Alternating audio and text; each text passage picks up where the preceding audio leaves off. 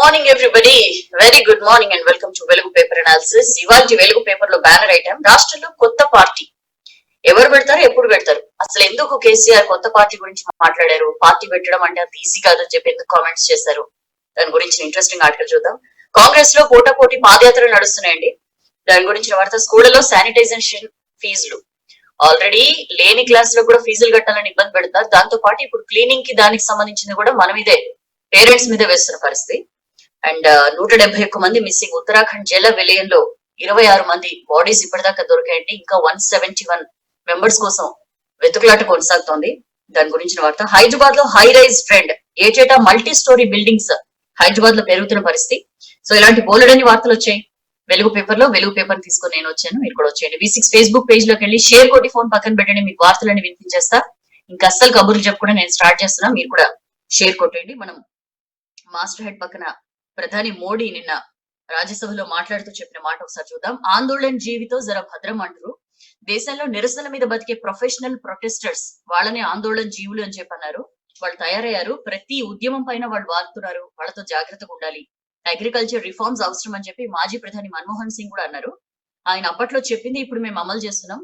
ప్రతిపక్షాలు గర్వపడాలి, అధికారంలో ఉన్నప్పుడేమో రిఫార్మ్స్ అవసరం అని చెప్పి అంటారు, మేము రిఫార్మ్స్ తెచ్చిన తర్వాత ఏమో యూటర్న్ తీసుకుంటున్నారు అని చెప్పి ఆయన మాట్లాడారు. కనీసం మద్దతు ధర ఎంఎస్పీ ఇక ముందు కూడా ఉంటుంది అని చెప్పి క్రిస్టల్ క్లియర్ గా చెప్పారు. తప్పుడు ప్రచారం చేయొద్దు, అగ్రి చట్టాలపై కూర్చుని మాట్లాడుకుందామని చెప్పి ఆయన రైతులకి విజ్ఞప్తి చేసిన పరిస్థితి. దాని గురించి మనం నేషనల్ పేజ్ లో చూద్దాం. ఇక రాష్ట్రంలో కొత్త పార్టీ ఏందా ముచ్చట. రాష్ట్రంలో కొత్త పార్టీ విషయాన్ని స్వయంగా సీఎం కేసీఆర్ మాట్లాడడం పెద్ద చర్చనీయాంశమైంది రాజకీయ వర్గాల్లో. ఇంతకీ అసలు ఎవరు పార్టీ పెట్టబోతున్నారు, ఎప్పుడు పెడతారు అనేది ఏ ఇద్దరు కలిసినా కూడా చర్చించుకుంటున్న పరిస్థితి. మరో రాజకీయ పార్టీ పురుడు పోసుకోబోతున్నదని కొంతకాలంగా ప్రచారం కూడా జరుగుతోంది. ఇప్పుడు అదే విషయంపై ఇంటెలిజెన్స్ వర్గాలు సమాచారం ఇవ్వడంతోనే, ఆ పక్కా సమాచారంతోనే కేసీఆర్ ఈ ఇష్యూని టిఆర్ఎస్ కార్యవర్గ సమావేశంలో మాట్లాడారు అని చెప్పి కూడా గులాబీ లీడర్లు చర్చించుకుంటున్నారు. కేసీఆర్ తన కొడుకు కేటీఆర్ ని సీఎం చేసే ఆలోచన విరమించుకోవడానికి కూడా ఇదే కారణమై ఉండొచ్చు అన్న వాదనలు కూడా బలంగా వినిపిస్తున్న పరిస్థితి. ప్రాబబిలిటీస్ చూద్దాం. యువనేత దూకుడు. ఒక ప్రధాన పార్టీకి చెందిన యువనేత ఇప్పటికే కొత్త పార్టీ ఏర్పాటుకి మొత్తం అంతా కూడా రెడీ చేసుకున్నట్లుగా ప్రచారంలో ఉంది. రాష్ట్రంలో తనకున్న బలమైన కులం అండదండలతో ఏ క్షణమైనా సరే పార్టీ జెండా ఎగరేసే ఆలోచనలో ఉన్నట్లు తెలుస్తోంది. ఇద్దరు రాష్ట్ర మంత్రులు, అధికార పార్టీకి చెందిన కొందరు ఎమ్మెల్యేలు కూడా ఈయనకి సహకరిస్తున్నారన్న ప్రచారం బలంగా సాగుతోంది. రాష్ట్రం అంతటా కూడా అన్ని జిల్లాల్లో మద్దతు కూడగట్టిన తర్వాత యువనేత కొత్త పార్టీని అనౌన్స్ చేస్తారు అనే చర్చ కూడా బలంగా జరుగుతున్న పరిస్థితి. ఈయనకి ఏపీకి చెందిన ఒక బడా నేత సపోర్ట్ కూడా ఉన్నట్లు బాగా ప్లస్ పాయింట్ గా మారింది. రాష్ట్రంలో తగ్గుతున్న టిఆర్ఎస్ ఆదరణ క్యాష్ చేసుకోగలిగితే ఖచ్చితంగా 30 సీట్లు గెలిచే ఛాన్స్ ఉంటుంది. వచ్చే ఎన్నికల్లో ఆ 30 సీట్స్ చాలా కీలకంగా మారతాయని చెప్పి కూడా ఆయన ఆ యువనేత అంచనాలు వేసుకున్నట్లుగా తెలుస్తోంది. రాష్ట్ర వ్యాప్త యాత్రలు, యూత్ ని, రైతుల్ని ఆకట్టుకునే ప్రోగ్రామ్స్ తో ఇప్పటికే జనంలో దూకుడుగా ఉన్నారు ఆ యువనేత అని చెప్పి మనం ఈ ఆటగాలో చూసినాం. ఇక జగన్ చెల్లెలు ఎంట్రీ. ఏపీ సీఎం జగన్ సోదరి షర్మిల తెలంగాణలో పార్టీ పెట్టబోతున్నారన్న ప్రచారం కూడా కొంతకాలంగా బలంగా వినిపిస్తోంది. ఆమె ఏపీ రాజకీయాలతో అంటి ముట్టినట్లుగా ఉంటున్నారు. బెంగళూరులో ఉంటున్నారు షర్మిల. బట్ ఇవాళ హైదరాబాద్ లోని లోటస్ పాండ్ లో కొంతమంది ముఖ్య నాయకులతో ఆత్మీయ సమావేశం అని చెప్పి జరపబోతున్నారు. కొత్త పార్టీ పెట్టాలా లేదా అనే విషయాన్ని ఈ మీటింగ్ లో మెయిన్ గా చర్చిస్తారు అన్న సమాచారం కూడా వస్తుంది. చెల్లెల పార్టీకి అన్న జగన్ అండదండలు కూడా ఉన్నట్లుగా ప్రచారం జరుగుతోంది. ఇదే టైంలో కేసీఆర్ చేసిన కామెంట్లు షర్మిల పెట్టే కొత్త పార్టీని ఉద్దేశించినవేనా అన్న చర్చ కూడా మొదలైంది. బట్ షర్మిల్ని టిఆర్ఎస్ అంత సీరియస్ గా తీసుకుంటుందా అన్న చర్చ కూడా నడుస్తోంది. సో చాలా ఇంట్రెస్టింగ్ ఈక్వేషన్స్ కనిపిస్తున్నాయి. కొత్త పార్టీ పెట్టడం అంటే పాన్ షాప్ పెట్టినంత, పాటలు పాడినంత ఈజీ కాదు. ఎగ్జాక్ట్లీ ఇవే కామెంట్స్ టిఆర్ఎస్ కార్యవర్గ సమావేశంలో కేసీఆర్ చేశారు. సో మరి ఏంటి దీని వెనుక మతలబ్ ఏమై ఉంటదని చెప్పి టిఆర్ఎస్ లీడర్లు చర్చించుకుంటున్నారు. కొత్త పార్టీ వస్తే తమ పార్టీ నుంచి జంపింగ్స్ ఉంటాయా అని చెప్పి, అసలు ఏం జరుగుతోంది పార్టీలో అంతర్గతంగా అని చెప్పి కూడా ఆరా తీసుకుంటున్న పరిస్థితి. ఉద్యమం నాటి నేతలు, పార్టీలో అసంతృప్తితో ఉన్న నేతలు ఇతర పార్టీలోకి జంప్ అవుతారనే భయం టిఆర్ఎస్ ని కొంతకాలంగా వెంటాడుతోంది. అదే జరిగితే పార్టీలో సెగ రగులుతుందని చెప్పి భావించే లీడర్లపై కేసీఆర్ ఇంత గట్టిగా ఫైర్ అయినట్లు కూడా క్లియర్ గా తెలుస్తోంది. ఎవరు పార్టీ పెట్టబోతున్నారనే విషయం చెప్పకుండానే కొత్త పార్టీ పెట్టడం అంత ఈజీనా? దానికి ఎంతో శ్రమ కావాలి. ఇదివరకు ఎంతో మంది వచ్చిండ్రు. నరేంద్ర, విజయశాంతి, దేవేంద్ర గౌడ్ వీళ్ళు పెట్టిన పార్టీలు ఏమైనాయి? మట్టిలో కలిసిపోలేదా? 4 రోజుల్లో తోక ముడుస్తారు, ఎటు కాకుండా తెరమరిగైపోతారు. ఇలాంటి కామెంట్స్ కూడా చేశారు. సో కొత్త పార్టీ పెట్టే ఆలోచనతో ఉన్న ఒకరిద్దరు ముఖ్య నేతల్ని టార్గెట్ చేసుకునే ఆయన కామెంట్స్ చేసినట్లు కూడా టిఆర్ఎస్ లీడర్లు చెప్పుకుంటున్నారు. ఇలాంటి టైంలో ప్రయోగాలు చేయడం మంచిది కాదని చెప్పే కేటీఆర్ ని సీఎం చేయాలన్న ఆలోచన నుంచి వెనక్కి తగ్గినట్లుగా కూడా చర్చలు నడుస్తున్నాయి. అయితే కొంతకాలంగా టీఆర్ఎస్ కి రాష్ట్రంలో వ్యతిరేక పవనాలు వీస్తున్నాయి. ప్రతి ఒక్కరికి కూడా క్లియర్ గా కనిపిస్తుంది. దుబ్బాక జిహెచ్ఎంసీ ఎన్నికల్లో రిజల్ట్ వ్యతిరేకంగా రావడంతో పాటు చాలా విషయాల్లో రాష్ట్ర ప్రభుత్వం తీసుకుంటున్న డెసిషన్స్ అన్ని కూడా బెడిసి కొడుతున్నాయండి. మనకు తెలుసు క్లియర్ గా ధరణి కానీ, ఎల్ఆర్ఎస్ కానీ, లేకపోతే వరద సాయం కానీ, షరతుల సాగు కానీ, ఇప్పుడు ఐకేపీ కేంద్రాలు ధాన్యం కొనుగోలు కేంద్రాలు ఎత్తేసే ప్రకటనలు కానీ, ఇట్లా ప్రతి ప్రకటన కూడా ఎక్స్క్యూజ్ మీ రాష్ట్ర ప్రభుత్వానికి బూమరాంగ్ అవుతున్న పరిస్థితి. కేసీఆర్ ఏమో ప్రగతి భవన్ కి పరిమితం కావడం, మొత్తం కేటీఆర్ చుట్టూ టీఆర్ఎస్ లీడర్లు చక్కర్లు కొట్టడం, దీనివల్ల అధికార పార్టీలో కూడా విపరీతమైన అయోమయం కనిపిస్తోంది. ఇలాంటి టైంలో కొత్త ప్రాంతీయ పార్టీ ఏర్పాటుకు అవకాశం ఉంది, ఆ వాక్యూమ్ ఉంది అని చెప్పి కొంతమంది రాజకీయ విశ్లేషకులు కూడా అంటున్నారు. అందుకే ఆర్థిక బలం, జనం అండదండలు ఉన్న లీడర్లు కొత్త పార్టీ ఏర్పాటుకి మొగ్గు చూపుతున్నారు అని చెప్పి కూడా బలంగా వినిపిస్తోంది. మరి ఆ కొత్త పార్టీ ఏంటి, ఎవరు పెడతారు అనేది మాత్రం చాలా ఇంట్రెస్టింగ్ గా మారిన పరిస్థితి. ఇక కాంగ్రెస్ లో పోటాపోటీ పాదయాత్రలు, ఫుల్ పాదయాత్రల సీజన్ నడుస్తోందండి. కాంగ్రెస్ లో సీనియర్ నేతలు పోటాపోటీ యాత్రలు చేస్తున్నారు. Already PCC working president MP Revanth Reddy all of a sudden మెరుపు పాదయాత్ర స్టార్ట్ చేసిండ్రు. ఇవాల్టి నుంచి సిఎల్పి నేత మల్లు భట్టి విక్రమార్క అండ్ రేపటి నుంచి సంగారెడ్డి ఎమ్మెల్యే జగ్గారెడ్డి కూడా పాదయాత్రలు స్టార్ట్ చేయబోతున్నారు. ఇట్లా ఒక్కొక్క నేత ఉన్నట్టుండి యాత్రలు మొదలు పెట్టడం కాంగ్రెస్ లో ఆసక్తికరంగా మారింది అని చెప్పి చూస్తున్నాం. అయితే కాంగ్రెస్ లో మామూలుగా ఏంటంటే ఒక ట్రెడిషన్ ఏంటంటే నియోజకవర్గాలు దాటి నేతలు ఎక్కడైనా పాదయాత్రలు చేయాలంటే కంపల్సరీ పిసిసి పర్మిషన్ తీసుకోవాలి, రాష్ట్ర వ్యవహారాల ఇన్ఛార్జ్ ఆమోదం కూడా ఉండాలి. బట్ అది కాంగ్రెస్ కదా, ఇలాంటి సంప్రదాయాల్ని వాటిని వాళ్ళు జనరల్ గా పాటించరు. సో సిఎల్పి నేత భట్ అయితే రాష్ట్రంలో పర్యటించవచ్చు, ఆయన సిఎల్పి లీడర్ కాబట్టి తన యాత్రకు ఆయన ఆమోదం కూడా పొందారు. రేవంత్ జగ్గారెడ్డి పర్మిషన్ తీసుకోలేదని చెప్పి కూడా తెలుస్తోందండి. మాణికం ఠాగూర్ని కొందరు సీనియర్ లీడర్స్ ఈ రేవంత్ రెడ్డి పాదయాత్ర గురించి అడిగితే నాకు తెలియదని చెప్పి ఆయన చెప్పినట్లు కూడా తెలుస్తోంది. జగ్గారెడ్డిని ప్రశ్నిస్తే ఏఐసిసి నుంచి తనకు ఒక సర్క్యులర్ వచ్చింది, లీడర్లందరూ తమ తమ ప్రాంతాల్లో రైతుల కోసం వివిధ యాక్టివిటీస్ చేయండి అని చెప్పి, ఆ సూచనల మేరకే యాత్రలు చేపడతామని చెప్పి జగ్గారెడ్డి చెప్పిన పరిస్థితి. దాని గురించి మనం లోపల పేజీలో చూద్దాం. స్కూళ్లలో శానిటైజేషన్ ఫీజులు, ప్రైవేట్ స్కూల్ స్టూడెంట్స్ నుంచి శానిటైజేషన్ ఫీజులు వసూలు చేస్తున్నాయని చెప్పి మనం ఈ ఆర్టికల్లో చూడొచ్చండి. క్లాసులు క్లీన్ చేస్తున్నందుకు 300 నుంచి 2000 దాకా ఛార్జీలు విధిస్తున్నాయంట. ఈ ఛార్జీలు కొన్ని స్కూల్స్ ఫీజుల్లో కలిపి అడుగుతుంటే మరికొన్ని సెపరేట్ గా పంపిస్తున్నాయి శానిటైజేషన్ ఫీ అని చెప్పి. పేరెంట్స్ కి రోజు ఫోన్లు, మెసేజ్లు దీనికి సంబంధించి వస్తున్న పరిస్థితి. ఎన్నిసార్లు విద్యాశాఖ అధికారులకు చెప్పినా సరే ఎవ్వరు పట్టించుకుంటలేరని చెప్పి పాపం స్కూల్ పేరెంట్స్ సంఘాలు చెప్తున్న పరిస్థితి. అండ్ కౌలు రైతు గోస, మనం అక్కడ ఒక ఫోటో చూడొచ్చు. ఆయన పేరు ప్రేమ్ సింగ్, ఊరు జనగామ జిల్లా దేవరుప్పల మండలం మాదాపూర్. కౌలు రైతు 6 నెలల కిందట 10 ఎకరాల్లో పంటలు సాగు చేస్తే చెడగొట్టు వానలు పాపం నిండా ముంచేసినాయి. లాగోడి కోసం తెచ్చిన 2 లక్షల అప్పులు మీద పడ్డాయి. అప్పులలో ఒత్తిడి పెరిగింది. సో అప్పులు తీర్చేందుకు హైదరాబాద్ కు వచ్చి మొలకెత్తిన విత్తనాలు అమ్ముకుంటున్నాడు.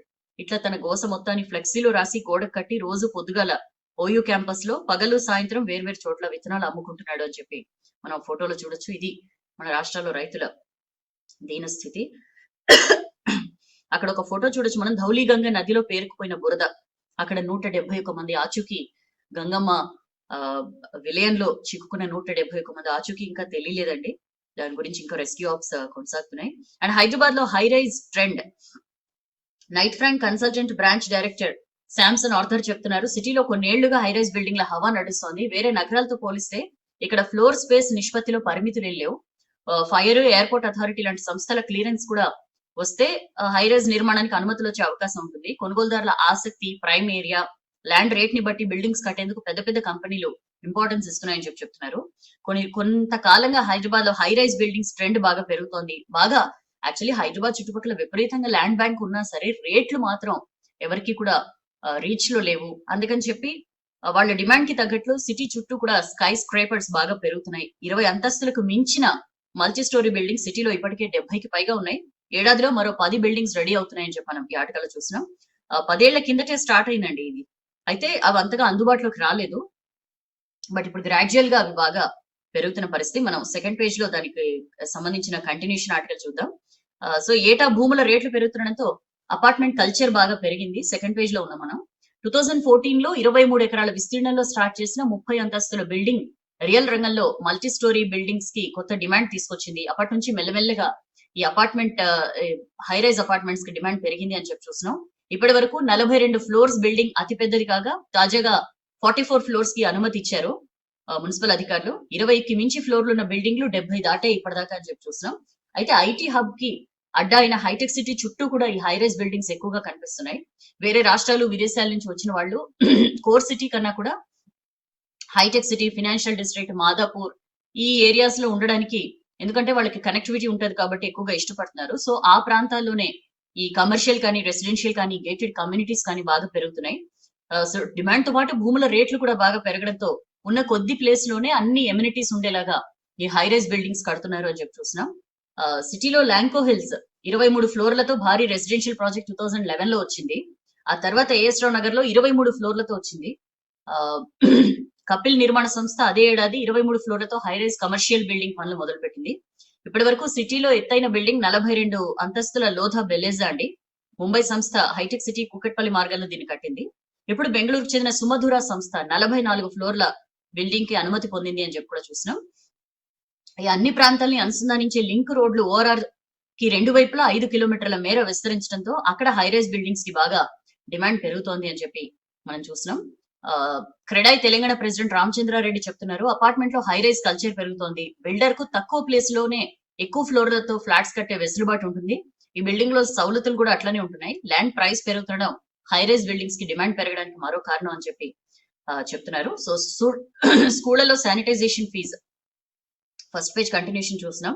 అన్ని కరోనా రూల్స్ కి అనుగుణంగా అన్ని జాగ్రత్తలు తీసుకోవాలి. ప్రతిరోజు కూడా స్కూల్స్ ని శానిటైజ్ చేయాలి. ప్రతి గంటకి బాత్రూమ్లు అవి శుభ్రపరచాలి. ఇలాంటి నేపథ్యంలో బాగా ఖర్చు అవుతుంది కాబట్టి 300 నుంచి, అంటే స్కూల్ ని బట్టి 300 నుంచి 2000 వరకు ఈ శానిటైజేషన్ ఫీజులు స్కూల్స్ ఛార్జ్ చేస్తున్నాయని చెప్పి మనం ఈ ఆర్టికల్ లో చూస్తున్నాం. ఈ గైడ్ లైన్స్ పాటించడానికి ఎక్స్ట్రా స్టాఫ్ ని పెట్టుకోవాల్సి ఉంటుంది. మోరోవర్ అవన్నీ కొనడానికి కూడా ఎక్కువ ఖర్చు అవుతుంది కాబట్టి ఆల్రెడీ లాక్డౌన్ వల్ల ఆర్థికంగా ఇబ్బందులు పడుతున్నారు.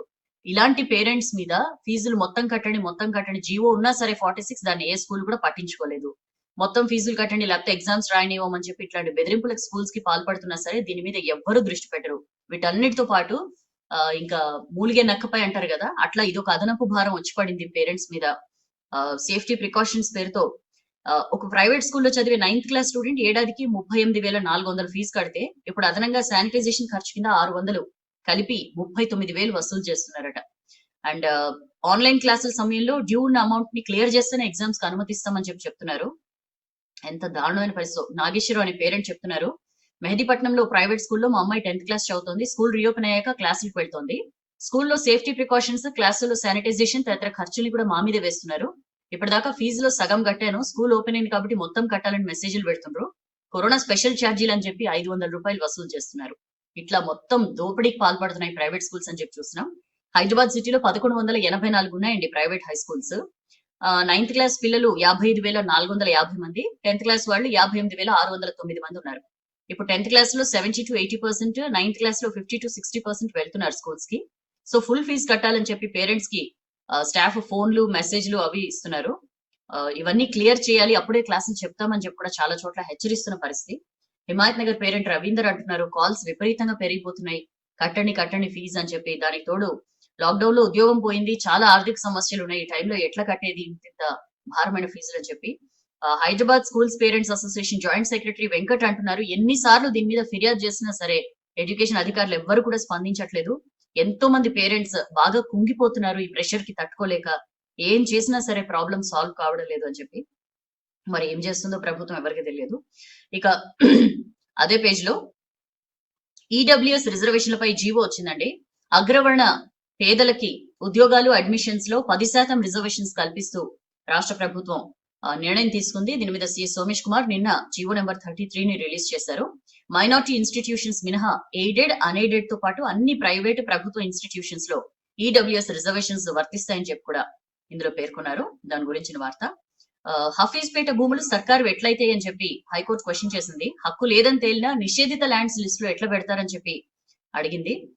రంగారెడ్డి జిల్లా షేర్లింగంపల్లి మండలం హఫీజ్పేట భూములు తమవేనని చెప్పేందుకు రాష్ట్ర ప్రభుత్వం ప్రయత్నిస్తుండని హైకోర్టు తీవ్రంగా తప్పుపట్టింది. ఆ ల్యాండ్స్ విషయంలో హైకోర్టు, సుప్రీంకోర్టులో 7 సార్లు ఎదురు దెబ్బ తగిలినా సరే భూములు తమవేనని న్యాయ పోరాటం చేయడం ఏంటని చెప్పి కూడా కోప్పడింది. సర్వే నెంబర్ 78 లోని ల్యాండ్స్ పై సర్కారుకు హక్కు లేదని తెలిసిన తర్వాత ఆ ల్యాండ్స్ ని నిషేధిత ల్యాండ్స్ లిస్ట్ లో ఎట్లా పెడతారని చెప్పి కూడా క్వశ్చన్ చేసింది. 2004 లో అప్పటి రాష్ట్ర సర్కార్ సర్వే నెంబర్ 77 లో నుంచి 18 లోని 80 ఎకరాలు రాష్ట్ర ప్రభుత్వానికి కావని తేల్చి మిటేషన్ చేయాలని ప్రభుత్వమే ఉత్తర్వులు ఇచ్చింది. అదే ఫైనల్ తీర్పు అని చెప్పి కూడా స్పష్టం చేసింది. ఇప్పటిదాకా వేలంలో కొనుగోలు చేసిన భూమిని రిజిస్ట్రేషన్ చేయకపోవడాన్ని తప్పుబట్టి లేట్ చేసినందుకు 50,000 కట్టండి అని చెప్పి కూడా కోర్టు అనింది. 10 రోజుల్లో కోల్కతా కంపెనీకి రిజిస్ట్రేషన్ చేసి తీరాలి అని చెప్పి కూడా హైకోర్టు ఆదేశించింది. అండ్ లోకల్ బాడీలకు పవర్స్ ఇస్తాం, పంచాయతీరాజ్ శాఖ రివ్యూలో సీఎం కేసీఆర్ చెప్పారు. గ్రామ పంచాయతీలకు ఇస్తున్నట్లుగానే జిల్లా పరిషత్, మండల పరిషత్లకు కూడా నిధులు కేటాయిస్తాం, అధికారాలు కూడా కల్పిస్తామని చెప్పి ఆయన అన్నారు. లోకల్ బాడీల బలం పెంచి గ్రామీణాభివృద్ధిలో వాటి పాత్ర కూడా పెంచుతామని చెప్పి అన్నారు. నిన్న పంచాయతీరాజ్ శాఖపై రివ్యూ చేసిన సందర్భంలో సీఎం కేసీఆర్ చెప్పిన మాటలవి. హెల్త్ డైరెక్టర్ కోవాక్సిన్ తీసుకున్నారండి. రాష్ట్రంలో భారత్ బయోటెక్ వ్యాక్సిన్ పంపిణీ నిన్నటి నుంచి షురూ అయింది. సో ఈ కోవాక్సిన్ ని సదరన్ సెక్టార్ సిఆర్పీఎఫ్ కార్యాలయంలో తొలి టీకాని పబ్లిక్ హెల్త్ డైరెక్టర్ శ్రీనివాసరావు తీసుకున్నారు. రూల్స్ ప్రకారం ఈ టీకా తీసుకునే ముందు ఆయన కన్సెంట్ లెటర్ కూడా ఇచ్చారు. ప్రజల్లో చాలా అపోహలు ఉన్నాయి, వాటిని తొలగించడానికి తానే ఫస్ట్ టీకా తీసుకున్నానని చెప్పి కూడా చెప్పారు. సో రాష్ట్రంలో 2.7 లక్షల కోవాక్సిన్ డోసుల్ని నిల్వ చేశారు. వీటిని హైదరాబాద్ తో సహా ముఖ్యమైన జిల్లాల్లో ఇస్తారు అని చెప్పి చూస్తున్నాం. అండ్ అంటే 51,500 మంది ఫ్రంట్ లైన్ వర్కర్స్ కి వ్యాక్సిన్ ఇవ్వాలని చెప్పి అనుకున్నారు. బట్ 19,923 మంది తీసుకున్నారు. 5గురికి మైనర్ రియాక్షన్స్ వచ్చాయని చెప్పి కూడా చెప్పారు. ఇక సోమవారం 100 కరోనా కేసులు వచ్చినట్లుగా కూడా హెల్త్ బులెటిన్ లో చెప్పారు. దాని గురించిన వార్త. కేంద్రానికి హైకోర్టు నోటీసులు. నిజాం వారసుల ఆస్తుల వివాదం 4 వారాల్లో కౌంటర్ దాఖలు చేయాలని చెప్పి ఆదేశించిందండి. లండన్ లోని నాట్వెస్ట్ బ్యాంక్ లో 7వ నిజాం మీర్ ఉస్మాన్ అలీ ఖాన్ బహదూర్ డిపాజిట్ చేసిన 350 కోట్లలో కొంత మొత్తాన్ని ఇల్లీగల్ గా విత్డ్రా చేశారనే కేసులో కేంద్రానికి హైకోర్టు నోటీసులు ఇచ్చింది. 4 వారాల్లో కౌంటర్ వేయాలని చెప్పి కూడా ఆదేశించింది. ఇక రేపు రాష్ట్రానికి సెంట్రల్ టీం రాబోతోంది. వైరాలజీ ల్యాబ్ కి మన రాష్ట్ర ప్రభుత్వం ముందుకు వచ్చింది కదా, మేము స్థలం కేటాయిస్తామని చెప్పి. సో ఆ ల్యాబ్ కి సంబంధించి ఏం స్థలం ఇవ్వబోతోంది, వస్తువులు ఎట్లుంటాయి అనే దానికి సంబంధించి పరిశీలించడానికి సెంట్రల్ టీం రాబోతోంది. National centre for disease control branch virology lab ని హైదరాబాద్ లో ఏర్పాటు చేసేందుకు అవసరమైన స్థలం, ఇతర సౌలతులు పరిశీలించేందుకు రాబోతోంది. NCDC advisor doctor KL Ramesh ఆధ్వర్యంలో ఈ టీం 2 డేస్ పాటు పర్యటిస్తుంది. సో వైరాలజీ ల్యాబ్ ఏర్పాటుకి స్టేట్ గవర్నమెంట్ ఇచ్చిన ప్రపోజల్స్ ని పరిశీలించి అధికారులతో చర్చించబోతోంది అని చెప్పి చూస్తున్నాం. ఇప్పటికే హైదరాబాద్ శివార్లోని తుర్కపల్లి జీనోమ్ వ్యాలీలో national animal resource facility for biomedical research సంస్థలో ఎన్సీడీసీ ల్యాబ్ కి కావాల్సిన స్థలం ఇస్తామని చెప్పి ఎన్సీడీసీ డైరెక్టర్ కి స్టేట్ హెల్త్ సెక్రటరీ లెటర్ కూడా రాశారు. దీంతో పాటు ఇంకొక 2 ప్రాంతాల్లో కూడా జాగా ఇచ్చేందుకు ప్రపోజల్స్ పంపారు. వీటన్నింటినీ కూడా ఈ సెంట్రల్ టీం పరిశీలిస్తుంది. ఏడాదిగా కోమాలో 2 సార్లు కరోనా. అసలు మామూలుగా బయటకు వెళ్ళకపోతే కరోనా రాదు అని చెప్పి మనందరం అనుకున్నాం కదా. ఇంట్రెస్టింగ్ ఘటన చూడండి. యాక్సిడెంట్ జరిగి ఏడాదిగా కోమాలో ఉన్నాడు. యాక్చువల్లీ లాక్డౌన్ కి ఇది ఎక్కడ జరిగిందంటే ఇంగ్లాండ్ లోని బుర్టన్ అండ్ ట్రెంట్ లో జరిగింది. లాక్డౌన్ కి 3 వారాల ముందు కార్ యాక్సిడెంట్ జరిగితే బ్రెయిన్ కి దెబ్బ తగలడంతో జోసెఫ్ ఫ్లావిల్ కోమాలోకి వెళ్ళిపోయాడు. కరోనా వ్యాప్తి నేపథ్యంలో ఇంగ్లాండ్ ప్రభుత్వం దేశవ్యాప్తంగా కూడా ఫస్ట్ టైం లాక్డౌన్ పెట్టింది. వైరస్ వ్యాప్తి చెందుతున్న కారణంగా హాస్పిటల్లో ట్రీట్మెంట్ తీసుకుంటున్న జోసెఫ్ దగ్గరికి పేరెంట్స్ కూడా పోలా. అయితే అయినా సరే ఎవ్వరు వెళ్ళకపోయినా అతను హాస్పిటల్ కి పరిమితమైనా అతనికి 2 సార్లు కరోనా వచ్చిపోయిందట. జోసెఫ్ నెమ్మదిగా ఇప్పుడు రికవర్ అవుతున్నట్లు కూడా రిలేటివ్ చెప్తున్నారు. సో చాలా ఇంట్రెస్టింగ్ ఆర్టికల్ అది. ఏడాదిగా కోమాలో ఉన్నా సరే 2 సార్లు అతనికి కరోనా సోకిన పరిస్థితి. ఇక నెక్స్ట్ పేజ్ కి వస్తే 10 ఏండ్ల సీఎం దోచుకునేందుకేనా? BJP core committee member Vivek Venkataswamy question చేశారండి. రాష్ట్ర ప్రజల్ని దోచుకోవడానికి, కుటుంబ ఆస్తుల్ని పెంచుకోవడానికి అయినా ఇంకో 10 ఏళ్లు సీఎం గా ఉంటానంటున్నారు అని చెప్పి కూడా ఆయన క్వశ్చన్ చేశారు. వచ్చే టర్మ్ లో ఎలాగో సీఎం అయ్యే అవకాశం లేదు, కనీసం ఈ 2 ఏళ్లైనా రాష్ట్రానికి, రాష్ట్ర ప్రజలకి మంచి జరిగేలా ఏమైనా పనులు చేయండి అని చెప్పి కూడా ఆయన సలహా ఇచ్చారు. సీఎం పదవి శాశ్వతం కాదు, కేసీఆర్ మరో 10 ఏళ్లు సీఎం గా ఉంటానన్నది రాష్ట్ర ప్రజల మీద ప్రేమతోనో ప్రజలకు సేవ చేయాలన్న ఆలోచనతోనో కాదు, మరింతగా రాష్ట్రాన్ని దోచుకు తినడానికి అని చెప్పి కూడా ఆయన కామెంట్ చేశారు. దళితులకు, గిరిజనులకు 3 ఎకరాల భూమి ఇస్తానని చెప్పి కేసీఆర్ మోసం చేశారని చెప్పి కూడా ఆయన మండిపడ్డారు. గిరిజనుల భూములను అధికారికంగా రాష్ట్ర ప్రభుత్వం కబ్జా చేస్తోందని చెప్పి కూడా ఆయన ఆరోపించారు. హుజూర్ నగర్ నియోజకవర్గం గుర్రంపోడులో గిరిజనుల తరపున పోరాడుతున్న బీజేపీ కార్యకర్తల్ని పోలీసులే కిడ్నాప్ చేయడం అత్యంత దారుణం అని చెప్పి కూడా వివేక్ ఫైర్ అయ్యారు. ఏ ఫ్రెండ్లీ పోలీసింగ్ ని బీజేపీ కోసమే తొలగించింది రాష్ట్ర సర్కార్ అని చెప్పి కూడా ఆయన క్వశ్చన్ చేశారు. దేశంలో పోలీసుల్ని కిడ్నాపర్లుగా మార్చిన ఘనత ఖచ్చితంగా కేసీఆర్ కే దక్కుతుందని చెప్పి కూడా విమర్శించారు. అరెస్ట్ చేసిన తమ పార్టీ కార్యకర్తల వివరాలు వెల్లడించకపోవడం ఏంటి, వారిని అసలు ఏ పోలీస్ స్టేషన్స్ లో నిర్బంధించారో చెప్పకపోవడం ఏంటని చెప్పి కూడా అడిగారు. 24 గంటల్లో మా కార్యకర్తల వివరాలు వెల్లడించకపోతే తగిన మూల్యం చెల్లించుకోవాల్సి ఉంటుంది అని చెప్పి కూడా అన్నారు. ఒక్క కార్యకర్త ఒంటిపై దెబ్బ పడినా సరే మీ అంతు చూస్తామని చెప్పి ఆయన తీవ్రంగా హెచ్చరించారు. సీఎం కేసీఆర్ కి ఎంతసేపు సీఎం కుర్చీ మీద ఉన్న యావ గిరిజనులకు న్యాయం చేయడం మీద లేదు అని చెప్పి కూడా చెప్పారు. ఆ చట్టాన్ని కాపాడాల్సిన పోలీసులే కిడ్నాపర్లుగా మారితే ఇంకెవరికి చెప్పుకుంటారు, అసలు ప్రజాస్వామ్యాన్ని కాపాడేది ఎవరు అని చెప్పి కూడా ఆయన క్వశ్చన్ చేశారు. అండ్ ఉత్తరాఖండ్ వరదల్లో ప్రాణాలు కోల్పోయిన వారికి నివాళులర్పించారు. గల్లంతైన వారంతా క్షేమంగా బయటపడాలని కోరుకుంటున్నట్లు కూడా వివేక్ అన్నారు. అయితే దాడులకు భయపడమని చెప్పి BJP state chief Bandi Sanjay అంటున్నారు. అవసరమైతే ప్రగతి భవన్ కు ఫామ్ హౌస్ కి వస్తా అని చెప్పి ఆయన హెచ్చరిస్తున్నారు. బీజేపీ నాయకులే లక్ష్యంగా టీఆర్ఎస్ సర్కార్ దాడులకు పాల్పడుతోంది. అయినా సరే ఎట్టి పరిస్థితిలో మేము భయపడమని చెప్పి ఆయన అంటున్నారు. బీజేపీ నేతలు కార్యకర్తలను ఇబ్బంది పెట్టాలని చూస్తే మిమ్మల్ని ఇబ్బందులు పెడతాం. అవసరమైతే ప్రగతి భవన్ కు ఫామ్ హౌస్ కైనా వస్తామని చెప్పి హెచ్చరించారు. నిన్న బీజేపీ ఓబీసీ మోర్చా రాష్ట్ర పదాధికారుల సమావేశంలో సంజయ్ మాట్లాడుతూ ఈ కామెంట్స్ చేశారు. గుర్రంపోడులోని ఎస్టీల భూముల్లో అక్రమంగా నిర్మించిన షెడ్ ను కూలగొడితే లాఠీచార్జ్ చేస్తారా అని చెప్పి ఆయన నిలదీశారు. ప్రైవేటు వ్యక్తుల చేతుల్లో ఉన్న షెడ్ ని కాపాడేందుకు ఎందుకు పోలీసులు అంతగా రక్షణ కల్పించాల్సిన అవసరం ఏంటి అని చెప్పి క్వశ్చన్ చేశారు. గుర్రంపోడులో బీజేపీ ఆందోళన పాల్గొన్న గిరిజనులపై థర్డ్ డిగ్రీ ప్రయోగించి తీవ్రంగా హింసిస్తున్నారు అని చెప్పి కూడా ఆయన ఆరోపించారు. రాచరికపు పాలనతో కేసీఆర్ ప్రజల్ని పీడించుకు తింటున్నారు అని చెప్పి ఫైర్ అయ్యారు. రాష్ట్రంలో సీనియర్లను పక్కన పెట్టి రిటైర్ అయిన అధికారులను ఎందుకు కంటిన్యూ చేస్తున్నారు అని చెప్పి కూడా కేసీఆర్ ని నిలదీశారండి సంజయ్. ఇంటెలిజెన్స్ చీఫ్ ప్రభాకర్ రావు కేసీఆర్ కి తొత్తుగా వ్యవహరిస్తున్నారు. ఆయన ఆస్తులు సంపాదించుకుంటూ కేసీఆర్ కు సంపాదించి పెడుతున్నారు అని చెప్పి ఆయన ఆరోపించారు. ఇతర రాష్ట్రాల నుంచి వాళ్ళు వచ్చి ఇక్కడి గిరిజనులపై దాడి చేస్తే ఇంటెలిజెన్స్ వ్యవస్థ మొత్తం ఏమైంది అని చెప్పి కూడా నిలదీశారు. ఈ ప్రభాకర్ రావు ఐపీఎస్ లను శాసిస్తున్నారు, దీన్ని వారు ఎందుకు ప్రశ్నించడం లేదని చెప్పి కూడా క్వశ్చన్ చేశారు. రాష్ట్రంలో పేదలంతా ఇప్పుడు బీజేపీ వైపు ఉన్నారు, మెయిన్ గా గిరిజనులు ఎట్టి పరిస్థితిలో టిఆర్ఎస్ కి ఓటు వేయరు అని చెప్పి కూడా అన్నారు. పోలీసు కేసుల గురించి భయపడద్దు, బీజేపీని గ్రామ స్థాయికి తీసుకెళ్లాలి అని చెప్పి ఆయన కార్యకర్తలకు సూచించారు. కులాల కోసం కాదు పేదల కోసం పనిచేద్దామని చెప్పి కూడా ఆయన పిలుపునిచ్చారు. నాగార్జున సాగర్ బై ఎలక్షన్ లో జనం టీఆర్ఎస్ కి బుద్ధి చెప్పడానికి రెడీగా ఉన్నారు. టీఆర్ఎస్ కోట్లు ఖర్చు చేసినా సరే సాగర్ లో గిరిజనులు పార్టీకి ఎట్టి పరిస్థితుల్లో ఓటు వేయరు అని చెప్పి కూడా సంజయ్ అన్నారు. బీసీలను బానిసలుగా చూస్తున్నారు అని చెప్పి కూడా సంజయ్ మాట్లాడారండి. బీసీ ఆత్మగౌరవ భవన స్థలాల్ని పరిశీలించారు. 2 ఏళ్లైన రాష్ట్ర సర్కార్ బీసీలకు ఆత్మగౌరవ భవనాల కోసం స్థలాలు కేటాయించి 2 ఏళ్లైంది. అయినా సరే ఇప్పటిదాకా కూడా ఎక్కడా కూడా భవనాల విషయంలో ముందడుగు పడలేదు. ఎంతో కాలం సాగదు ఇట్లా బీసీలను బానిసలుగా చూడడం అని చెప్పి ఆయన అన్నారు. బీసీల ఆత్మగౌరవ భవన స్థలాల సందర్శన యాత్ర చేపట్టారు. రామంతపూర్ నుంచి ఉప్పల్ భగాయత్ వరకు ర్యాలీ తీశారు. సామాజిక భవనాలు కేటాయించిన స్థలాన్ని పరిశీలించారు. తర్వాత మీడియాతో మాట్లాడారు. 28 కుల సంఘాలకు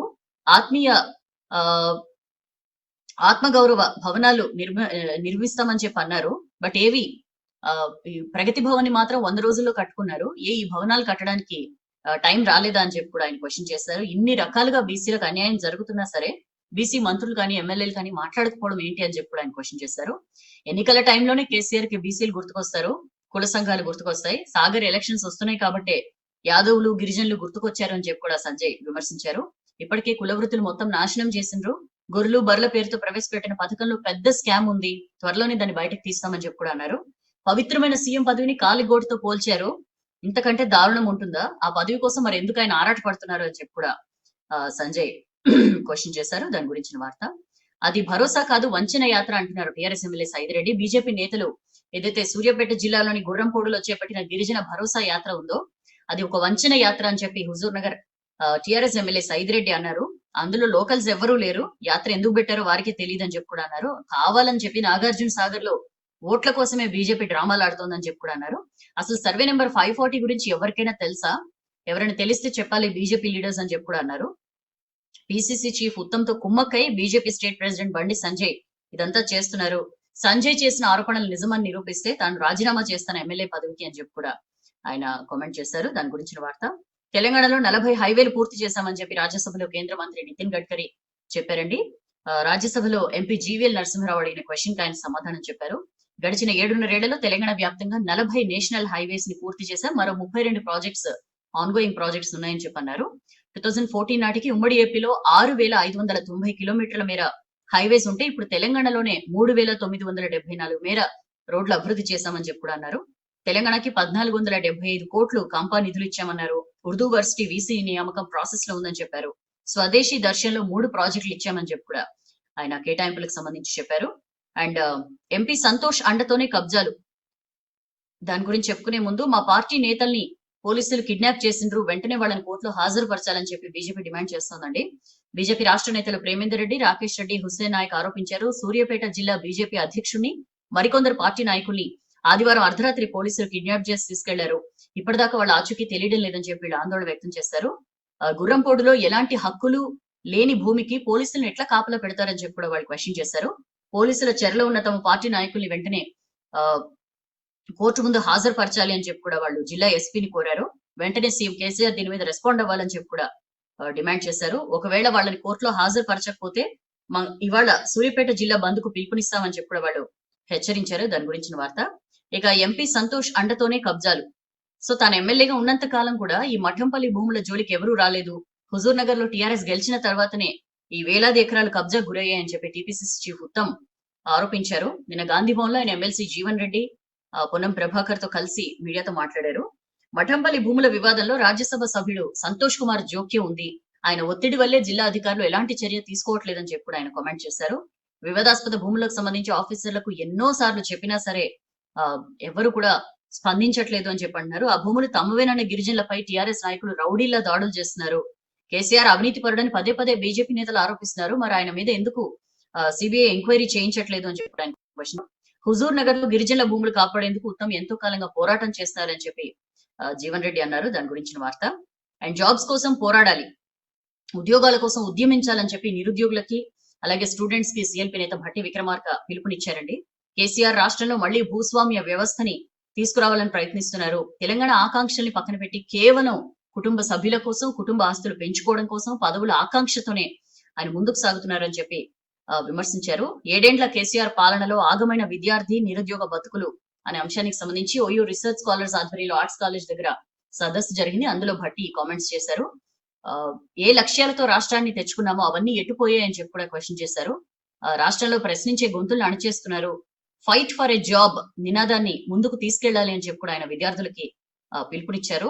రాష్ట్రాన్ని కాపాడుకోవాల్సిన అవసరం ఉంది అని చెప్పి మధు యాష్ కి గుర్తు చేశారు. కేసీఆర్ కి సీఎం గా కొనసాగే అర్హత లేదు అని చెప్పి జాజుల శ్రీనివాస్ గౌడ్ బీసీ సంక్షేమ సంఘం రాష్ట్ర అధ్యక్షులు కూడా కామెంట్ చేశారు. గుర్రంపోడు భూములను గిరిజనులకు ఇవ్వాలని చెప్పి సిపిఎం నేత తమ్మినేని వీరభద్రం కూడా డిమాండ్ చేస్తున్నారు. దాని గురించిన వార్త.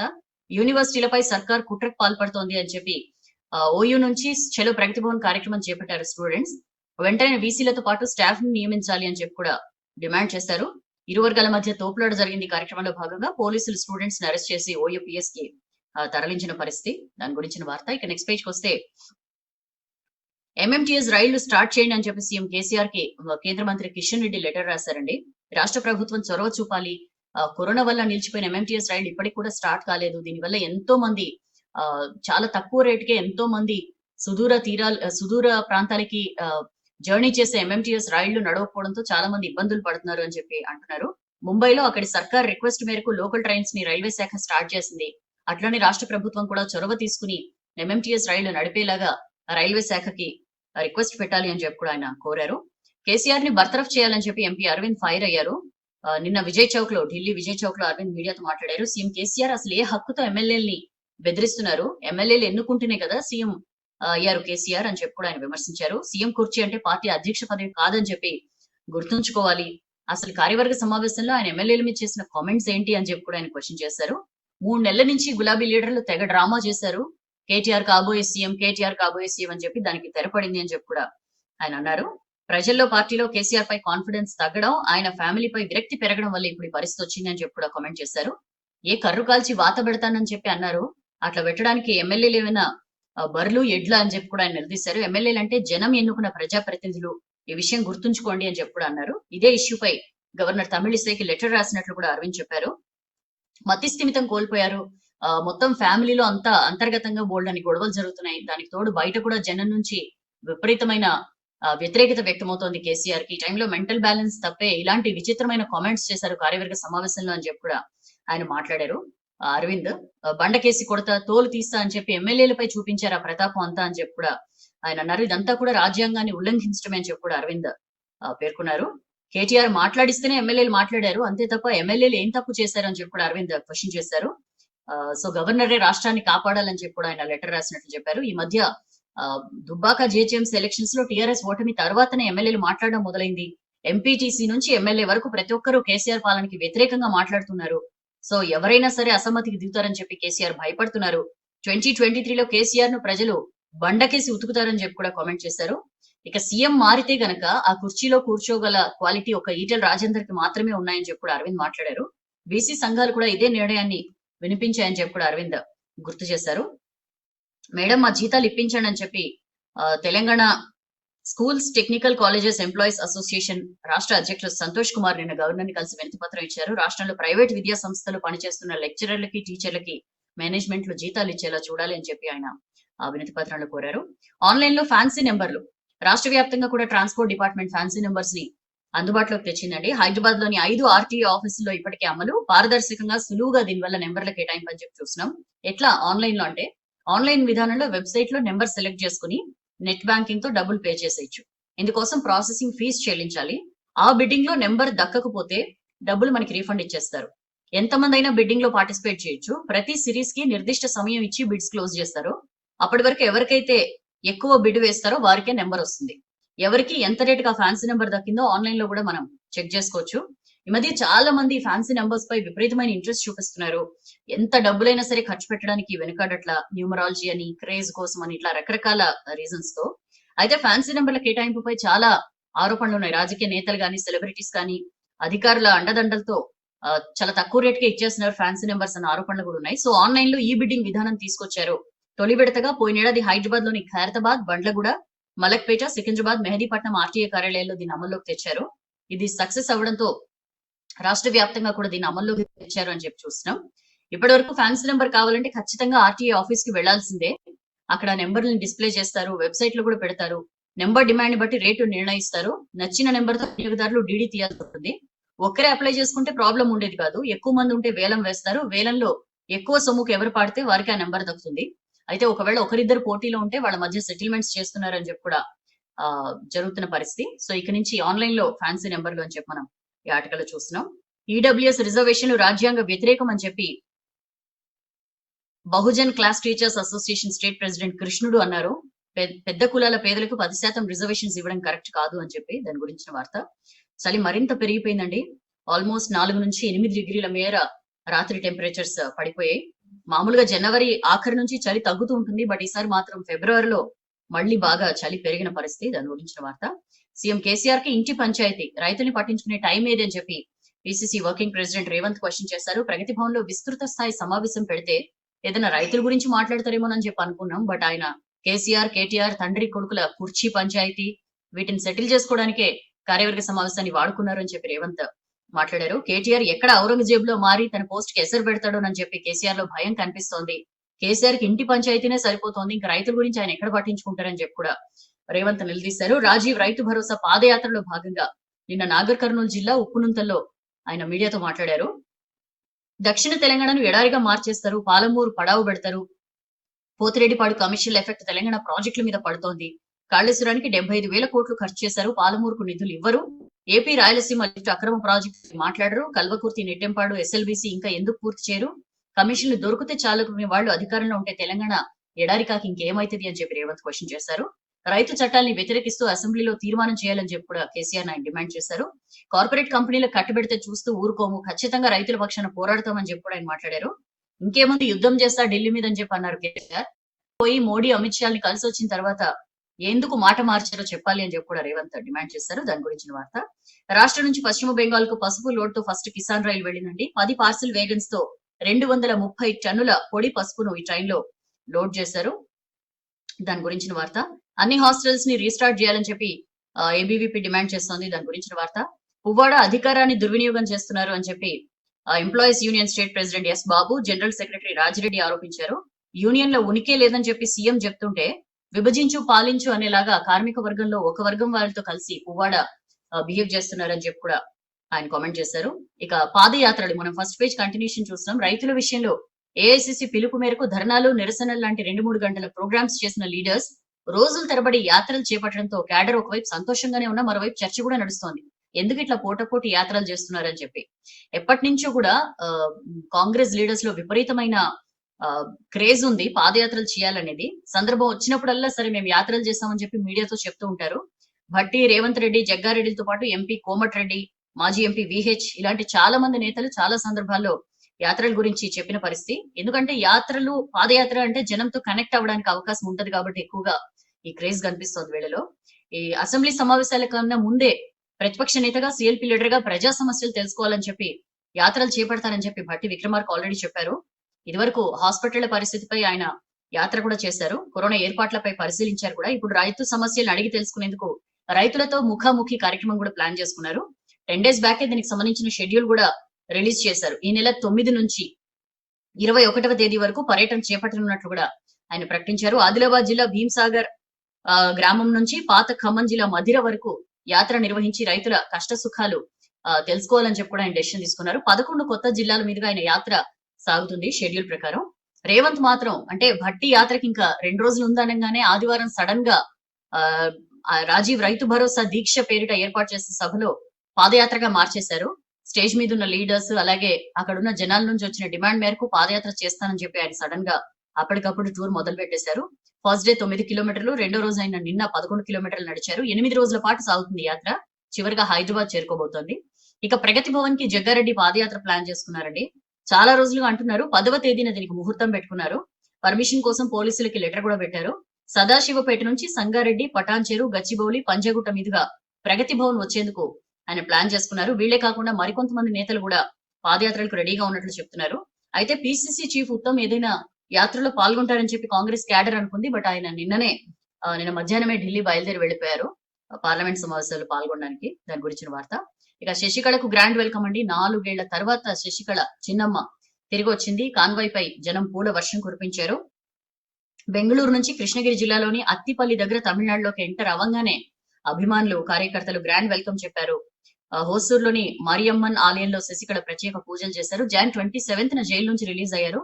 బట్ కరోనా పాజిటివ్ రావడంతో బెంగళూరులో విక్టోరియా హాస్పిటల్లో ట్రీట్మెంట్ తీసుకున్నారు. జాన్ 31న డిశ్చార్జ్ అయ్యారు. బట్ ఆసుపత్రి వర్గాలు ఐసోలేషన్ లో ఉండాలని చెప్పారు కాబట్టి బెంగళూరు శివార్లోని రిసార్ట్ లో ఐసోలేషన్ లో ఉన్నారు. అక్కడి నుంచి నిన్న మేనల్లుడు దినకరన్ తో కలిసి 200 వెహికల్స్ కాన్వాయ్ తో చెన్నై బయలుదేరారు అని చెప్పి చూసినాం. అయితే శశికళతో మా పార్టీకి సంబంధం లేదని చెప్పి అన్నాడీఎంకే అంటోంది. కారు ముందు తమ పార్టీ జెండాను శశికళ వినియోగించడంపై ఆ పార్టీ నేతలు ఫైర్ అయ్యారు. అయితే ఆమె సస్పెన్షన్ పై కోర్టులో విచారణ సాగుతోంది. శశికళ అన్నాడీఎంకే జనరల్ సెక్రటరీగా కొనసాగుతున్నారు అని చెప్పి దినకరన్ చెప్తున్నారు. అండ్ వెల్కమ్ చెప్పింది కూడా అన్నాడీఎంకే కార్యకర్తలే అని చెప్పి కూడా దినకరన్ అంటున్నారు. దాని గురించిన వార్త. సో శశికళ రావడంతో తమిళనాడు పాలిటిక్స్ ఒక ఇంట్రెస్టింగ్ టర్న్ తీసుకోబోతున్న సిచ్యుయేషన్ మనకి కనిపిస్తుంది. ఇక నెక్స్ట్ పేజ్ కి వస్తే పార్కులు పాడుపడ్డాయి. కాలనీల పార్కుల్ని పట్టించుకొని బల్దీ అని చెప్పి చూసినాం. కరోనా టైంలో విపరీతంగా జనాలకి హెల్త్ అవేర్నెస్ పెరిగింది. మనం హెల్తీగా ఉండాలి, ఇమ్యూనిటీ పెరగాలంటే ఖచ్చితంగా ఫిజికల్ యాక్టివిటీ ఇంపార్టెంట్ అని చెప్పి చాలా మంది జనాలు గుర్తించారు. ఈ మేరకు ఎప్పుడు ఎక్సర్సైజ్లు, యోగాల వైపు చూడని వాళ్ళు కూడా చాలా మంది వాకింగ్ కి వెళ్ళడమో లేకపోతే చిన్న చిన్న ఫిజికల్ యాక్టివిటీస్ ఏదో ఒకటి చేయడం మీద ఎక్కువగా దృష్టి సారించారు. అయితే కాలనీలో పార్కుకు వెళ్దామంటే ఇప్పుడు ఎలాంటి సౌలతులు పార్కులో కనిపించట్లేదని చెప్పి చూస్తున్నాం. చెదారంతో నిండిపోయాయి. కొన్ని పార్కులు అయితే మందుబాబులకు అడ్డాగా మారిపోయాయి. కబ్జాదారుల చేతుల్లోకి వెళ్తున్నాయి. సిటీలో మొత్తానికి కాలనీలోని పార్కుల ఆనవాళ్లే కనిపించట్లేదు. పార్క్ అంటే వాకింగ్ ట్రాక్లు, గార్డెనింగ్, పిల్లల ఆట వస్తువులు, డ్రింకింగ్ వాటర్, గ్రీనరీ లాంటి ఫెసిలిటీస్ ఉండాలి. బట్ అవి ఏవి కనిపించకపోవడంతో ఎవరు కూడా పార్కుల వైపు వెళ్ళడానికి కూడా మొగ్గు చూపించట్లేదని చెప్పి చూస్తున్నాం. గ్రేటర్ లో మొత్తం 938 పార్కులు ఉన్నాయండి. ఇందులో 19 మేజర్ పార్క్స్, 919 కాలనీల పార్కులు అనమాట. జిహెచ్ఎంసీ మేజర్ పార్కులపై ఫోకస్ చేసింది. ఇన్కమ్ వచ్చేవి కావడంతో వాటిని అధికారులు డెవలప్ చేస్తున్నారు. కాలనీలో పార్కులు మాత్రం పట్టించుకుంటలేరని చెప్పి చూస్తున్నాం. మనం అక్కడ ఫోటోలు చూస్తే మనకు అర్థమవుతుంది గాయత్రి నగర్ కాలనీ పార్క్ ఎంత దారుణంగా ఉందో. ఆ పక్కనే మట్టి కుప్పలతో నిండిపోయిన సనత్ నగర్ పరిధిలోని ఎస్ఆర్టీ కాలనీ పార్క్. ఇట్లా చాలా చోట్ల అసలు మధురానగర్ వెల్ఫేర్ అసోసియేషన్ ప్రధాన కార్యదర్శి శేషాచారి చెప్తున్నారు 3 పార్కులు ఉన్నాయంట వాళ్ళ కాలనీలో. వాటి మెయింటెనెన్స్ మేమే చూస్తున్నాం. ఫస్ట్ మేము ఖర్చు పెట్టిన తర్వాతనే జిహెచ్ఎంసీ మాకు 23,750 రూపాయలు ఇస్తుంది నెలకి. 2018 ఏప్రిల్ నుంచి మార్చ్ 2019 ఏడాది బిల్లులు ఇంకా ఇవ్వలేదు. వీటి కోసం బల్దీ అధికారుల చుట్టూ తిరిగినా సరే ఏం స్పందిస్తలేరు. అమౌంట్ ని 50% పెంచితే పార్కుల్ని మరింతగా డెవలప్ చేస్తామని చెప్పి అంటున్నారు. లాక్డౌన్ టైంలో జనం బయటకి రాకపోవడంతో పార్కుల నిర్వహణ పెద్దగా పట్టించుకోలేదు. సో ఇప్పుడు మళ్ళీ 50% పార్కుల్లో గ్రేటర్ లో ఏవి కూడా అందుబాటులో లేవు. పిల్లలు ఆడుకోవడానికి కూడా ఏమీ లేవు. ఏ పార్క్ లో కూడా డ్రింకింగ్ వాటర్ ఫెసిలిటీ అయితే అసలు కనిపించదు. కాలనీ వెల్ఫేర్ అసోసియేషన్ లో కూడా లాక్డౌన్ టైంలో మెయింటెనెన్స్ చేయలేదని చెప్పి బిల్లులు కూడా ఇవ్వలేదు. ఇప్పుడు ఇస్తున్న బిల్లులు పార్క్ వద్ద ఉన్న వాచ్మెన్లకు కూడా సరిపోవడం లేదు అని చెప్పి మనం ఈ ఆర్టికల్లో చూస్తున్నాం. అక్రమంగా నిర్మాణాలు కట్టేసినా సరే ఎవరు పట్టించుకోవట్లేదు. దాని గురించిన వార్త. సగం మంది కార్పొరేటర్లు హాజరైతేనే మేయర్ ఎన్నిక. సో ప్రమాణ స్వీకారం చేస్తేనే ఓటేసే ఛాన్స్ ఉంటుంది అని చెప్పి SEC Parthasarathy guidelines release చేశారు. సగం మంది కార్పొరేటర్లు వస్తేనే మేయర్ ఎన్నిక జరుగుతుందని చెప్పి అన్నారు. అండ్ దాని గురించిన వార్త. ఇక నెక్స్ట్ పేజ్కి వస్తే 15,000 కడితే 67,000 ఇస్తామని ఫేక్ కంపెనీలతో 50 కోట్ల భారీ ఇన్వెస్ట్మెంట్ స్కామ్. ఎంత దారుణం అంటే 300 నుంచి 30,000 దాకా మీరు ఎంతన్నా పెట్టుబడి పెట్టండి. రూ. 15 వడ్డీతో కల్పిస్తాం. 90 రోజుల్లోనే 4 ఇంతలు చేస్తాం. ఇట్లా చెప్తూ ఇద్దరు చైనీయులు ఏకంగా 20,000 మందికి టోకరా వేశారండి. ఫేక్ కంపెనీలు క్రియేట్ చేసి మన దేశానికి చెందిన ముగ్గురిని నియమించుకుని భారీ ఇన్వెస్ట్మెంట్ స్కామ్ చేశారు. 3 రకాల స్కీమ్లు పెట్టి మొదట్లో డిపాజిటర్లకు బాగానే డబ్బులు ఇచ్చారు. జనం నమ్మడం స్టార్ట్ అయిన తర్వాత కుచ్చుటొప్పి పెట్టారు అని చెప్పి చూస్తున్నాం. వారికి సహకరించిన ముగ్గురిని సైబరాబాద్ పోలీసులు అరెస్ట్ చేశారు. తక్కువ ఇన్వెస్ట్మెంట్ తో ఎక్కువ లాభం వస్తుందని చెప్పే వారి మాటలు ఎట్టి పరిస్థితిలో వినొద్దు అని చెప్పి సిపి సజ్జనార్ చెప్తున్నారు. వాళ్ళు పంపించే లింక్స్ ని క్లిక్ చేయొద్దు. ఎకనామిక్ అఫెన్సెస్ పట్ల చాలా జాగ్రత్తగా ఉండాలి. ఆన్లైన్ మోసాల గురించి ఏదైనా అనుమానం వస్తే వెంటనే డయల్ 100 కి సమాచారం ఇవ్వాలి అని చెప్పి కూడా ఆయన చెప్తున్నారు. అక్కడ మనం ఫోటో చూడొచ్చు. సిపి అంజనీ కుమార్ వ్యాక్సిన్ తీసుకుంటున్న ఫోటో అండ్ దాని గురించిన వార్త. ఇక నెక్స్ట్ పేజ్ కొద్దాం. నెక్స్ట్ పేజ్ వస్తే రిక్రూట్మెంట్, రిటైర్మెంట్ కానిస్టేబుల్ గానే సివిల్ వింగ్ లో 1991 నుంచి నో ప్రమోషన్. మామూలుగా ఏదైనా గవర్నమెంట్ ఆఫీస్ లో ఎక్కడైనా సరే ఒకటే చర్చ, మీ డిపార్ట్మెంట్ లో ప్రమోషన్ల సంగతి ఏంది, నీకు ప్రమోషన్ వస్తుందా, ఇవే వినిపిస్తున్నాయి. బట్ స్టేట్ లో 5,000 హెడ్ కానిస్టేబుల్ పోస్టులు ఖాళీ ఉన్నాయి. కేసుల సాకుతో ప్రమోషన్ల ప్రక్రియకి బ్రేక్ పడింది. రిక్రూట్మెంట్, రిటైర్మెంట్ కూడా కానిస్టేబుల్ గానే జరుగుతున్న పరిస్థితి. దాని గురించిన వార్త. అండ్ నెక్స్ట్ పేజ్ వస్తే అంచనా తప్పిన నెల్లికల్లు లిఫ్ట్. రిటైర్డ్ ఇంజనీర్ ప్రతిపాదించింది 25,000 ఎకరాల ఆయకట్టు. తాజాగా 4,000 ఎకరాలకి కుదించిన సర్కార్ అని చెప్పి చూస్తున్నాం. 670 కోట్ల ప్రపోజల్స్ కాస్త 72 కోట్లకి తగ్గింపు. నాగార్జున సాగర్ నియోజకవర్గ ప్రజల్లో నెల్లికల్లుపై చర్చ నడుస్తోంది. రేపు లిఫ్ట్ స్కీమ్లకు నెల్లికల్లుతో సీఎం కేసీఆర్ శంకుస్థాపన చేయబోతున్నారు అని చెప్పి చూస్తున్నాం. రాజ్భవన్ లో అన్నం క్యాంటీన్ ని తమిళిసై ప్రారంభించారు. శ్రీ సత్యసాయి సేవా సమితి సహకారంతో ఏర్పాటు చేశారు. రాజ్భవన్ స్కూల్ స్టూడెంట్లు, శానిటేషన్ సిబ్బందికి ఫ్రీగా అక్కడ టిఫిన్స్ పెడతారు. బీజేపీ నేతలపై అక్రమ కేసులు ఎత్తివేయాలని చెప్పి బీజేపీ రాష్ట్ర ఉపాధ్యక్షులు సంకినేని వెంకటేశ్వరరావు డిమాండ్ చేశారు. దాని గురించిన వార్త. ఓటర్ల చుట్టూ వాళ్ళు, లీడర్ల చుట్టూ వీళ్ళు. ఇంకా ఎమ్మెల్సీ క్యాండిడేట్స్ ని ప్రకటించలేదండి కాంగ్రెస్ పార్టీ. లీడర్లను ప్రసన్నం చేసుకునేందుకు ఆశావహులు పాటలు పడుతున్న పరిస్థితి. ఇతర పార్టీల క్యాండిడేట్లేమో ఓటర్ల చుట్టూ తిరుగుతుంటే వీళ్ళేమో లీడర్ల చుట్టూ తిరుగుతున్నారు. మమ్మల్ని ప్రకటించండి క్యాండిడేట్స్ అని చెప్పి. దాని గురించిన వార్త. ఇక ఓపెన్ పేజ్ కి వస్తే ఒకేసారి ఎన్నికలే దేశానికి మంచిది అని చెప్పి జమిలీ ఎన్నికల మీద Hyderabad central university assistant professor doctor Dontagani Veerababu రాసిన ఆర్టికల్ మనం చూడొచ్చు. గత కొంతకాలంగా ప్రధాని Modi last year independence day, constitution day సందర్భంగా జమిలీ ఎన్నికల గురించి మాట్లాడారు. ఇప్పుడు సెంట్రల్ ఎలక్షన్ కమిషన్, కేంద్ర ఎన్నికల సంఘం కూడా జమిలీకి మేము రెడీగా ఉన్నామని చెప్పి కూడా అంటోంది. దేశంలో మెజారిటీ పార్టీలు కూడా ఈ విధానానికి ఓకే చెప్తుండడంతో పార్లమెంట్ లో ఈ చట్టం తెస్తే మెజారిటీ పరంగా సమస్య ఏం లేదు, మిగిలింది ప్రొసీజర్ మాత్రమే. ఇట్లాంటివి జరగాలి, ఆ ప్రొసీజర్ వెంటనే స్టార్ట్ చేయాలి అని చెప్పి కూడా ఆయన ఈ ఆర్టికల్ లో రాశారు. ఇక రైతు ఉద్యమం మలుపులు తిరుగుతోంది అని చెప్పి పొలిటికల్ అనలిస్ట్ ఆర్ మల్లికార్జునరావు రాసిన ఆర్టికల్ మనం చూడొచ్చు. విచిత్రమైన మలుపులు తిరుగుతోంది, రాజకీయ రంగు పులుముకుంటోంది. ప్రపంచ వ్యాప్తంగా పలువురు రైతు ఉద్యమంపై స్పందిస్తున్నారు అని చెప్పి చూస్తున్నాం. అయితే ఈ రాజకీయ ప్రాబల్యం క్రమంగా పెరుగుతోంది. మోడీని బలహీనపరచాలని చెప్పి ప్రతిపక్షాలన్నీ కూడా సెకండ్ క్యాడర్ లీడర్స్ అందరినీ కూడా రైతు ఉద్యమంలోకి పంపుతున్న పరిస్థితి ఉంది. అయితే ఈ చట్టాల్లో ఏముందో తెలియకపోయినా రైతులు ఎక్కడో ఆలోచనలో పడుతున్నారు. ఇది మనకి వ్యతిరేకమైన ఆలోచన వస్తుంది, అది బలపడితే ఖచ్చితంగా మోడీకి దెబ్బే అని చెప్పి కూడా ఈ ఆర్టికల్లో ప్రస్తావించారు. అండ్ నెక్స్ట్ పేజ్ కి వస్తే ఆందోళన జీవితం జర భద్రం అని చెప్పి మోడీ నిన్న రాజ్యసభలో మాట్లాడుతూ అన్నారు. చర్చిద్దాం రండి అని చెప్పి ఆయన పిలుపునిచ్చారండి. మీరు నిరసనలు ముగించండి, కూర్చుని మాట్లాడుకుందాం. అగ్రికల్చర్ సెక్టర్ అభివృద్ధి కోసం రిఫార్మ్స్ కూడా ఒక ఛాన్స్ ఇచ్చి చూద్దామని చెప్పి కూడా ఆయన అంటున్నారు. అయితే ఎప్పుడు రమ్మంటారో చర్చలకు మేము రెడీ అని చెప్పి రైతులు అంటున్నారు. ఖచ్చితంగా చర్చలకు తేదీని కేంద్ర ప్రభుత్వం నిర్ణయించాలి. రైతులు ఉద్యమాన్ని ఆపి మళ్లీ చర్చలకు రావాలన్న మోడీ ఆహ్వానంపై రైతు నాయకులు ఇట్లా రెస్పాండ్ అయ్యారు. దాని గురించిన వార్త. చలికాలంలో వరద ఎట్లా వచ్చింది? అసలు చలికాలం ఇంకా పోలేదు. టెంపరేచర్స్ అయితే మైనస్ లో రికార్డ్ అవుతున్నాయి. ఇలాంటి టైంలో ఉత్తరాఖండ్ లో వరద ఎట్లా వచ్చింది అనే దాని మీద సైంటిస్టులు తర్జన భర్జన పడుతున్నారు. 8 గ్లేషియర్స్ పై స్టడీ జరుగుతోంది. దాని గురించిన వార్త. మృతుల సంఖ్య మరింత పెరగొచ్చు అన్న అంచనాలు కూడా వినిపిస్తున్నాయండి. టన్నెల్లో 35 ప్రాణాలు. ఇంకా రెస్క్యూ ఆపరేషన్ నడుస్తోంది. స్నిఫర్ డాగ్స్, బుల్డోజర్లు, జేసీబీలతో రెస్క్యూ పనులు జరుగుతున్నాయి. బురద, నురుగు, శిథిలాలతో నిండిపోయే టన్నెల్స్. 27 మందిని జవాన్లు కాపాడారు. గ్లేషియర్ పై సర్వేలెన్స్ కు డిఆర్డీఓ సైంటిస్టులు అని చెప్పి చూస్తున్నాం. 171 మంది ఈ విలయంలో మిస్సింగ్. ఒక్క ఫోన్ కాల్ 12 మందిని బతికించింది. ఉత్తరాఖండ్ లో టన్నెల్లో చిక్కున్న వర్కర్లను ఐటీబీపీ సిబ్బంది కాపాడడానికి యూజ్ అయింది. లక్కీగా ఆ టన్నెల్లో చిక్కున్న 12 మందిలో ఒకరికి సిగ్నల్ రావడంతో, సెల్ ఫోన్ సిగ్నల్ రావడంతో అతను వెంటనే పై ఉద్యోగికి కాల్ చేస్తే అతను ఐటీబీపీకి ఇన్ఫర్మేషన్ అందిస్తే వాళ్ళు వచ్చి 12 మందిని బతికించారు అని చెప్పి మనం ఆర్టికల్లో చూడొచ్చు. ఇక లైఫ్ ఎడిషన్ లో చాలా ఇంట్రెస్టింగ్ ఆర్టికల్స్ వచ్చాయి. వ్యాయామం కీలెరిగిన మందు అని చెప్పి చూస్తున్నాం. చక్కటి శరీరాకృతికి ఏం చేయాలో దానికి సంబంధించిన టిప్స్ ఉన్నాయి. హెల్దీ ఎగ్రోటీ అని చెప్పి ఎగ్రోటీ గురించిన ఇన్ఫర్మేషన్ ఉంది. కొయ్య బొమ్మల అందం గురించి ఉంది. ఇట్లాంటి ఎన్నో ఇంట్రెస్టింగ్ ఆర్టికల్స్ వచ్చాయి. మీరు డిజిటల్ వర్షన్ లో చదువుకోవచ్చు. ఇక బిజినెస్ పేజ్ కి వస్తే 300 సర్కారీ కంపెనీలు 30 అవుతాయి. వాటాల అమ్మకంపై కేంద్రం దృష్టి పెట్టిందండి. సేల్ కు స్పేస్, ఎనర్జీ, టెలికాం సెక్టార్లలోని పిఎస్యులు ఏ ఏ కంపెనీలో వాటాలు అమ్మాలని దానిపై నీతి ఆయోగ్ కసరత్తు చేస్తోంది అని చెప్పి మనం చూస్తున్నాం. ఇప్పటికే కేంద్ర ప్రభుత్వం ఒక డెసిషన్ తీసుకుంది. నష్టాల్లో ఉన్న ప్రభుత్వ రంగ సంస్థల్ని అమ్మాలి అని చెప్పి. సో 300 సర్కారీ కంపెనీలు 30 అవుతాయని చెప్పి మనం ఈ ఆర్టికల్లో చూస్తున్నాం. అండ్ 51,000 పైన సెన్సెక్స్ అండి. 2.5 లక్షల కోట్లు పెరిగింది ఇన్వెస్టర్ల సంపద. వరుసగా 6వ సెషన్ లో కూడా ర్యాలీ కొనసాగింది అని చెప్పి మనం ఈ ఆర్టికల్లో చూడొచ్చు. కంటైనర్లు తగ్గినాయి, ఎగుమతులు ఆగినాయి. చైనా ఎకనామీ రికవరీతో అటుపోతున్న ఖాళీ కంటైనర్లు. సో ఇండియాలో పెరిగిన ఫ్రైట్ ఛార్జీలు, ఎక్స్పోర్ట్స్ ఆగిపోయాయని చెప్పి చూస్తున్నాం. ఆత్మ నిర్భర్ భారత్ కింద దిగుమతులపై ప్రభుత్వం రెస్ట్రిక్షన్స్ పెడుతోంది. సో కంటైనర్ల కొరత పెరుగుతోందని చెప్పి చేపల్ని ఎగుమతి చేసే అమాల్గమ్ గ్రూప్ చైర్మన్ అంటున్నారు.